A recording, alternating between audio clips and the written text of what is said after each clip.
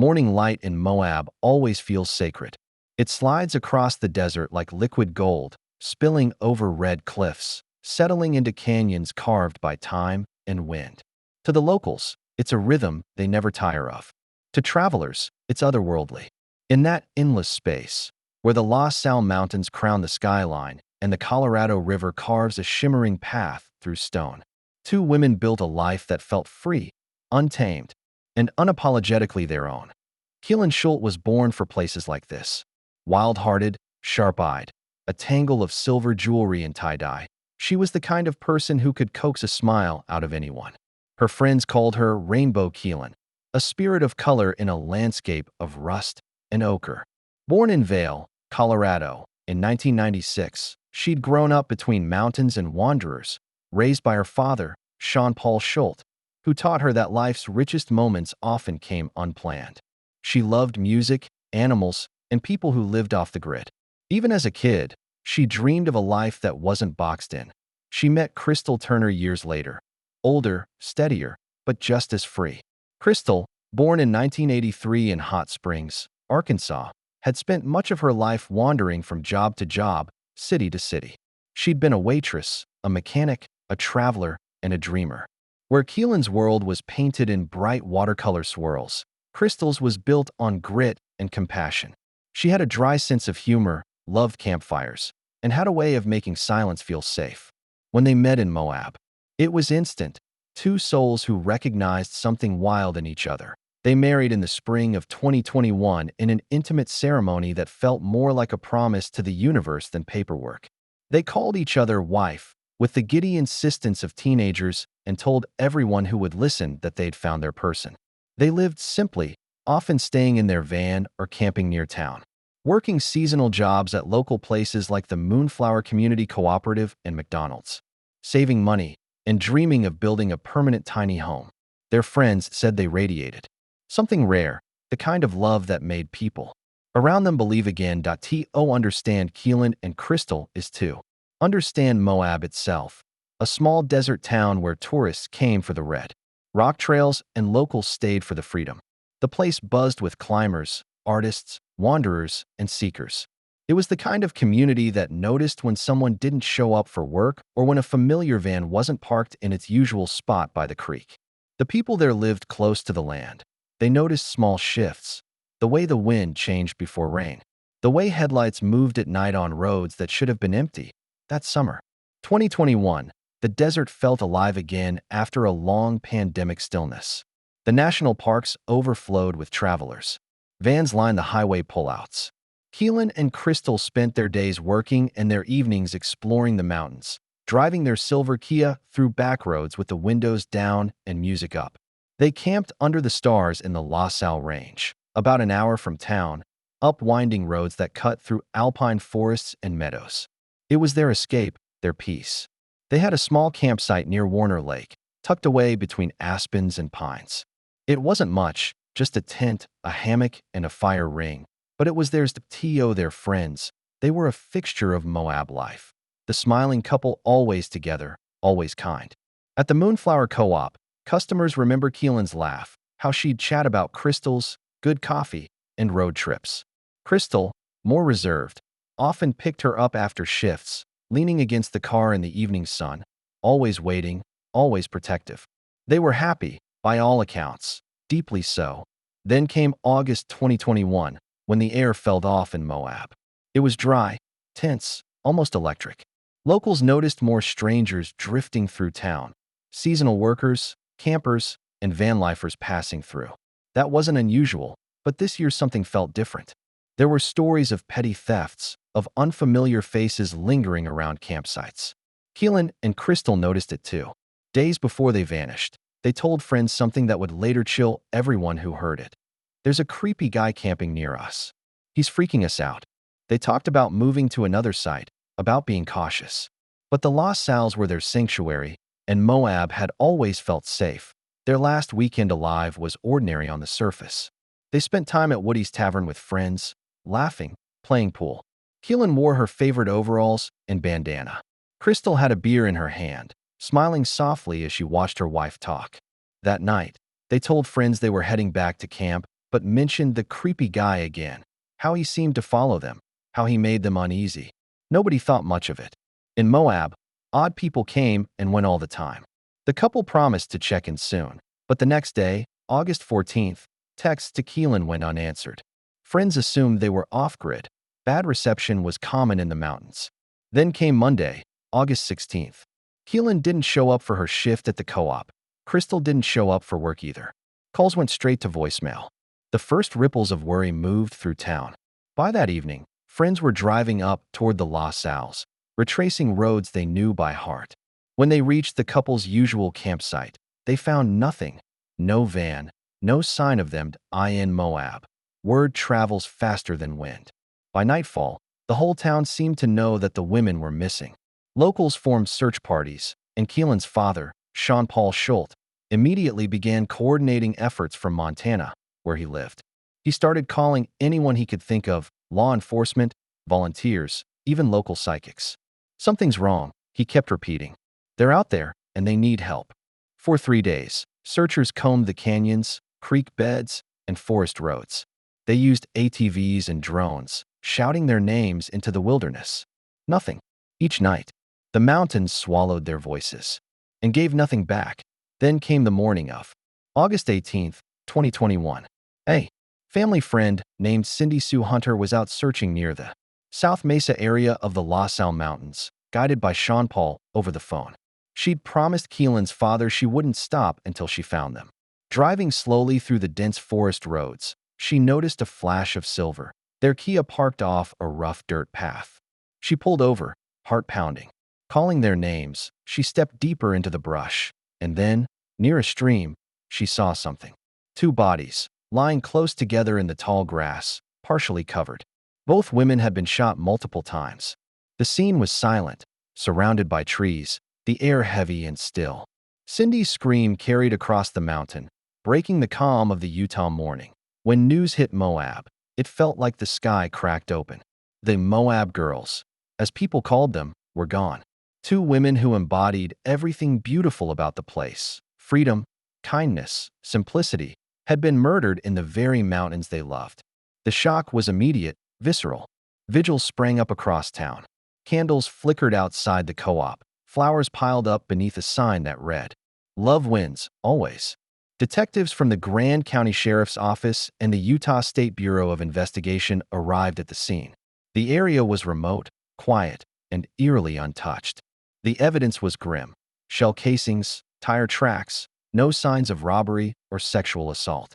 Whoever had done it had left quickly, leaving behind only horror and confusion. The medical examiner confirmed what many already feared. It was execution-style violence. Investigators called it a targeted attack. But by whom? And why? Kylen and Crystal's friends couldn't make sense of it. They'd told people they felt unsafe, that someone was watching them, but no one had expected this.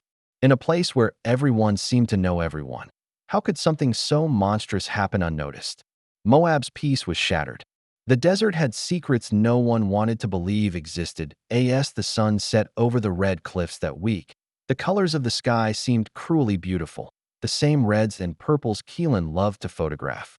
People gathered at Swanee Park with candles, reading poems, playing her favorite songs, and sharing stories of kindness. They were light, one friend said. Now that light's gone, and this place feels darker.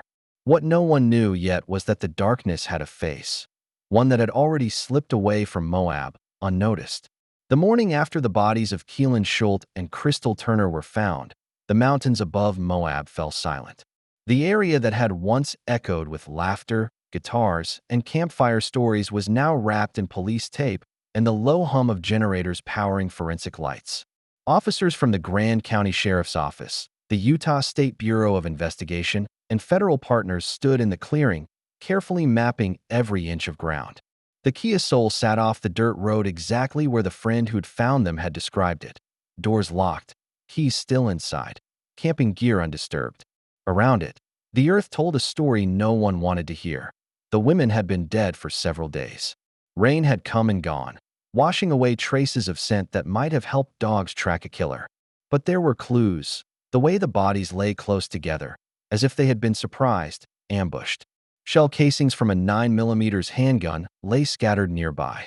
There was no sign of robbery, no struggle suggesting random violence. Whoever had come to their campsite had come with purpose and had left quickly by noon.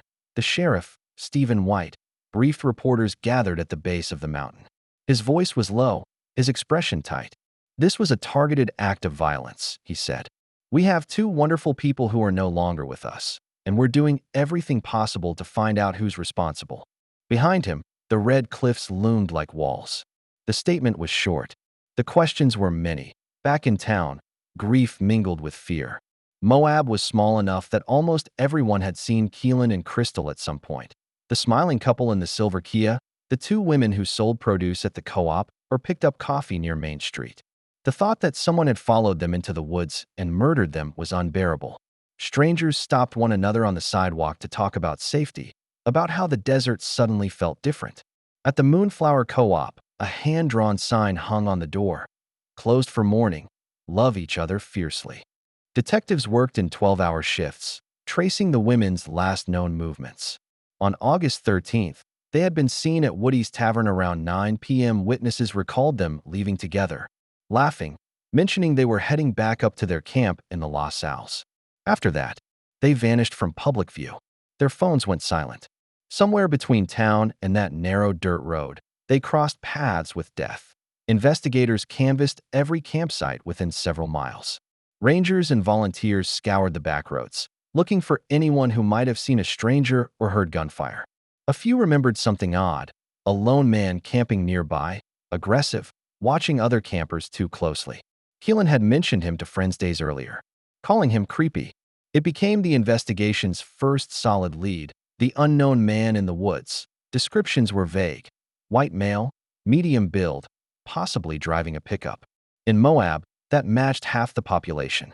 Still, police issued a statement asking for information about a man seen near the South Mesa area between August 13th and 15th. They asked locals to check dash cams, trail cameras, anything that might show movement on those nights. Tips poured in, hundreds of them, most unusable but all logged. The following week, detectives brought in the FBI's evidence response team to assist with ballistic analysis and digital forensics.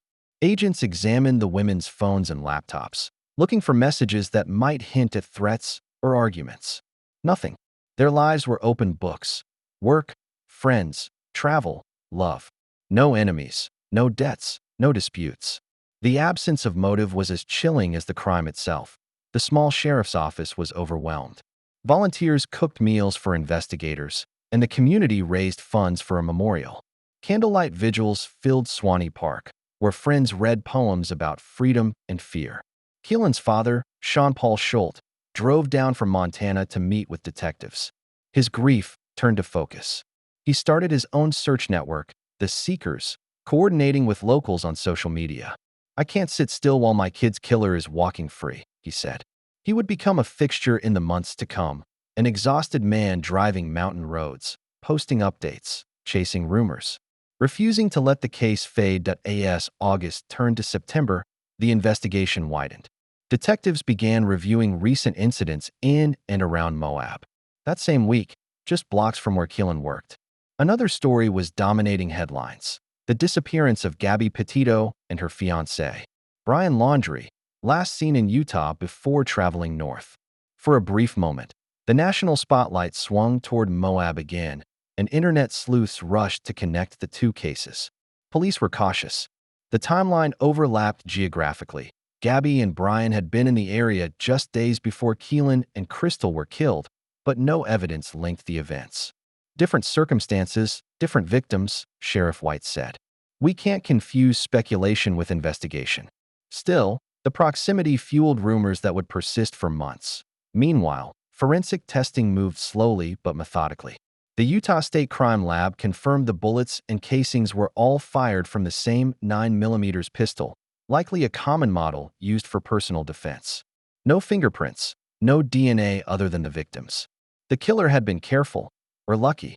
Detectives followed up on every registered gun owner who had recently camped in the La Salles, cross-checking vehicle registrations, criminal histories, employment records. Each lead ended the same way: Nothing concrete. By October, 2 months after the murders, tension had replaced shock. Tourists still filled the national parks, but locals avoided camping alone. Moab's free-spirited ease was gone, replaced by wariness. Everyone looks at strangers differently now. A barista told the Salt Lake Tribune. We used to just smile and wave. Flyers bearing Kylen and Crystal's faces hung in store windows under the words, "Justice for the Moab girls."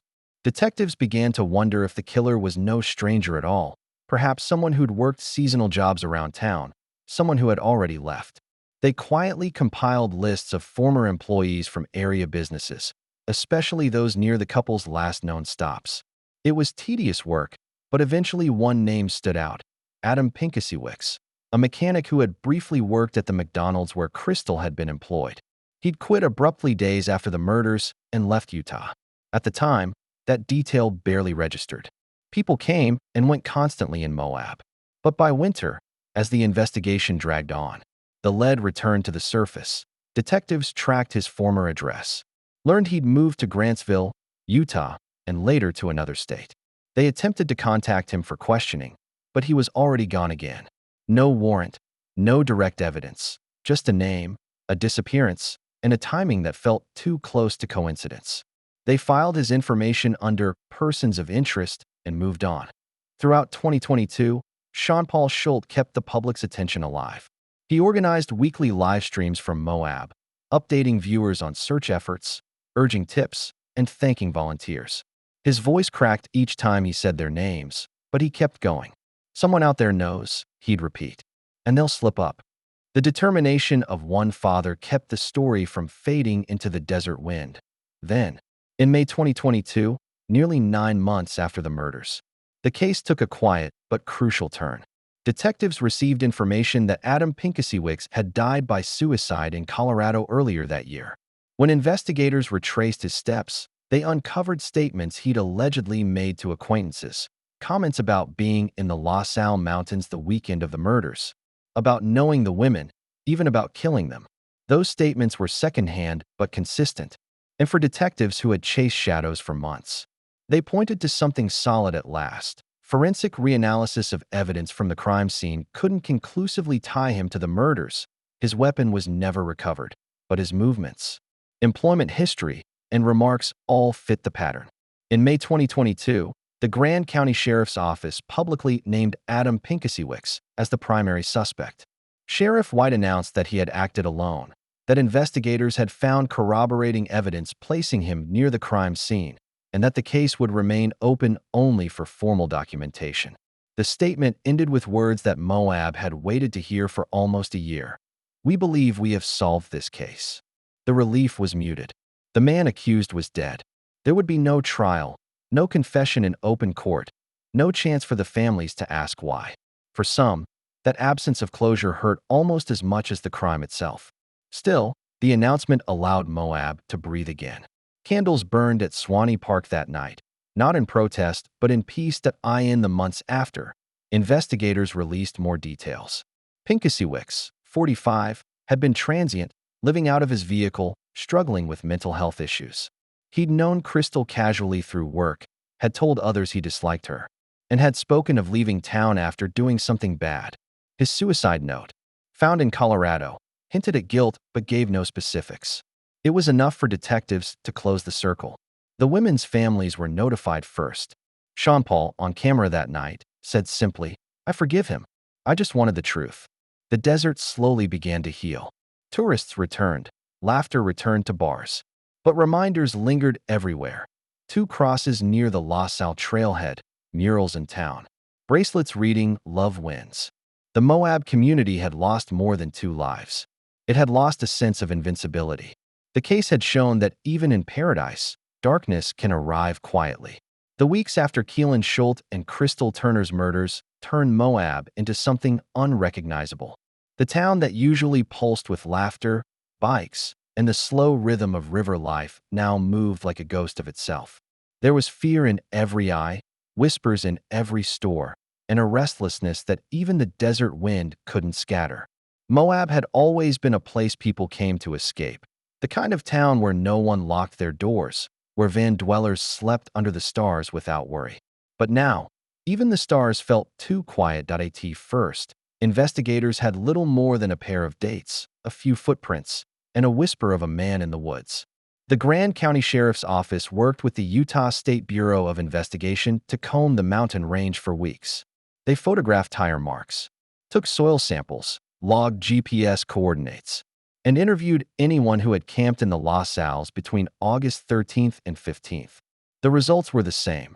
Everyone remembered something, but nothing that led anywhere. A noise, a truck, a stranger. Nothing that solved it. Sheriff Stephen White knew the stakes. Moab had become a national focus because of what was happening hundreds of miles away, a separate story that had nothing to do with Kylen and Crystal but would soon consume headlines. The disappearance of Gabby Petito. Gabby and her fiancé, Brian Laundrie, had stopped in Moab days before the women were last seen. A police bodycam video, released later, showed an argument between the two on August 12th, the same day Kylen had told friends about a creepy guy near their camp. The coincidence was impossible to ignore. By late August, social media sleuths began drawing lines between the two stories. The timing, the proximity, the eerie parallels. It was all too much for the internet to resist. Forums exploded. People shared maps of the desert, timelines of sightings, conspiracy threads that stretched for pages. But investigators were firm. There was no connection. Gabby and Brian had left Moab before the murders occurred. The correlation was coincidence, tragic, but nothing more. Still, for months the rumors persisted, drowning out quieter truths about Kylen and Crystal themselves. In Moab, the community built its own version of an investigation. Flyers covered every lamppost, gas station, and grocery window. They read, "Justice for Kylen and Crystal, bring their killer to light." Locals wore bracelets that said "Love wins," Kylen's favorite phrase. The phrase became something of a movement, a reminder that even horror couldn't erase what the two women stood for. The Moonflower Co-op. The staff turned grief into action. They created a memorial garden behind the store, a place filled with desert wildflowers, wind chimes, and two benches facing the sunset. On the wall above the checkout counter, Kylen's photo stayed pinned beside a note she'd written months earlier. Find something small to love every day. It became an unspoken ritual. Each evening, before closing, someone would touch the photo and whisper goodbye. Detectives were still searching. They brought in ballistic experts to analyze the shell casings from the scene. The bullets, all from the same gun, matched none in Utah's database. They canvassed nearby counties, cross-referencing serial numbers from gun purchases and pawn records. A crime analyst mapped every registered 9mm weapon within 100 miles. Nothing. The killer's weapon was either unregistered or long gone. When winter came, snow dusted the Los Al Mountains, sealing away whatever traces summer had left. The investigation slowed. Deputies now spent more time chasing rumors than real leads. Anonymous tips came from across the country, psychics claiming visions, strangers insisting they knew who did it. Internet users convinced it was tied to Moab's other tragedies. Each claim had to be checked, logged, and ruled out. Behind the scenes, the case file grew thicker but not clearer. The pressure on the sheriff's office was immense. Reporters from national networks arrived in town, filming segments among the red rocks. "A peaceful town in fear," one anchor said as the camera panned across Main Street. Locals hated the intrusion but couldn't look away. The world had discovered Moab, but for all the wrong reasons. Meanwhile, Kylen's father, Sean Paul Schulte, became the investigation's moral center. Every week, he live-streamed from the road, updating thousands of followers on his search. He printed maps, spoke with locals, checked abandoned campsites, and interviewed anyone who might have seen something. He turned his van into a mobile command post, a traveling memorial. His eyes, once bright, now carried the heavy calm of someone who had lost everything but purpose. "I promised her," he said quietly in one interview. "I promised I'd bring her home and find who did this. I kept the first promise. Now I owe her the second." Through him, the story stayed alive long after headlines faded. Volunteers called themselves the Seekers, tracing forest roads and dry creek beds, photographing anything that looked out of place. It wasn't official police work, but it kept hope moving. Every few weeks, someone found something, a bullet casing, a shoe, a campsite, and sent it to investigators. Each time, tests came back negative. Still, Sean Paul refused to stop. "The desert holds answers," he said. "You just have to listen long enough." By early 2022, whispers about a suspect began circulating. Locals spoke of a man named Adam Pinkasiewicz, a drifter who had worked at the same McDonald's as Crystal Turner. He'd left town abruptly days after the murders. Some said he'd quarreled with coworkers. Others said he'd made strange comments about the couple. For months, this lead had sat quietly in the background, too thin to act on, too familiar to ignore. But in late April, detectives revisited it with new urgency. Through interviews, they pieced together his timeline. Pinkasiewicz, 45, had camped near the La Salles that same week. He was known to carry a 9mm handgun and had told acquaintances he never wanted to go back to Moab. When investigators reached out to question him, they learned he was dead, a suicide in Colorado earlier that year. At first, it seemed like another dead end. But when they spoke to people who'd known him, a pattern emerged. He had allegedly made statements implying involvement in the murders. One acquaintance recalled him saying, "I messed up bad in Utah." Another said he'd confessed outright. Detectives traveled to Colorado, gathering evidence. They searched his vehicle, his campsite, his storage items.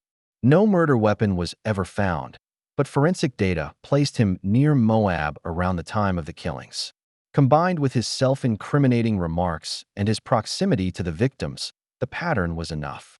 On May 11, 2022, Sheriff White announced to the public that Adam Pinkasiewicz was now the primary suspect in the murders of Kylen Schulte and Crystal Turner. The sheriff's statement was deliberate, careful, and heartbreaking. "Based on all available evidence," he said, "we believe Mr. Pinkasiewicz acted alone and is responsible for the deaths of Kylen and Crystal." The case, long cold and haunting, had a name at last, for the families. The announcement brought something close to relief, but not peace. There would be no trial, no confession, no answers to the questions that haunted every night. Why them? Why then? What did they see that made him do it? All they could do was accept that the man who'd taken everything from them was beyond reach. The desert, too, seemed to exhale. The mountains that had been crime scenes turned back into landscapes. Flowers bloomed again in spring, and hikers returned to trails that had stood empty for months. But for those who remembered, nothing about Moab would ever be quite the same. The town had learned that even paradise has shadows, and that sometimes the people who love it most are the ones it can't protect. In June, hundreds gathered at Swanee Park for the final memorial. The air was warm, the kind of golden Utah dusk the two women loved. Friends shared memories, Kylen's wild laughter, Crystal's quiet strength, the way they danced barefoot at music nights downtown. Then, as the sky dimmed, Sean Paul stepped to the microphone, holding a candle. "You took 2 lights from us," he said, his voice trembling. "But love still wins. It always will." The crowd lit candles one by one until the park glowed. A guitarist played softly in the background. And when the wind passed through the flames, the lights flickered, hundreds of tiny, trembling stars against the dark. In the months that followed, murals of Kylen and Crystal appeared around town, on the co-op wall, on the side of a diner, along the highway heading into Moab. Bright, defiant colors, rainbows and mountains, freedom and love. Their faces, forever together, watching over the desert they adored. The desert has a way of remembering what people forget. Months after the investigation into Kylen Schulte and Crystal Turner's murders seemed to stall, Moab's Red Rock canyons still held the echo of their laughter. Locals spoke of them in the present tense. Tourists read their names on murals without realizing the depth of loss beneath the paint. Life had resumed, busy, dusty, ordinary, but the silence in the mountains felt heavier than before. When the Grand County Sheriff's Office announced in May 2022 that Adam Pinkasiewicz was the likely killer, Moab didn't celebrate. Relief came in slow breaths, tempered by disbelief. For nearly 9 months, people had lived with the fear of an unknown predator roaming their paradise. Now they were told that the killer had been one of them, a man who'd eaten in the same diners, worked the same shifts, driven the same roads. It was closure without triumph. Pinkasiewicz's name was familiar to some. He had worked alongside Crystal at McDonald's, often showing up late, unshaven, tired from sleeping in his car. He was quiet but quick-tempered, the kind of man who could slide from polite to hostile in seconds. Former coworkers recalled how he sometimes muttered about people in town thinking they're better than me. To most, he was just another drifter passing through, one of many drawn to Moab's cheap campsites and endless skies.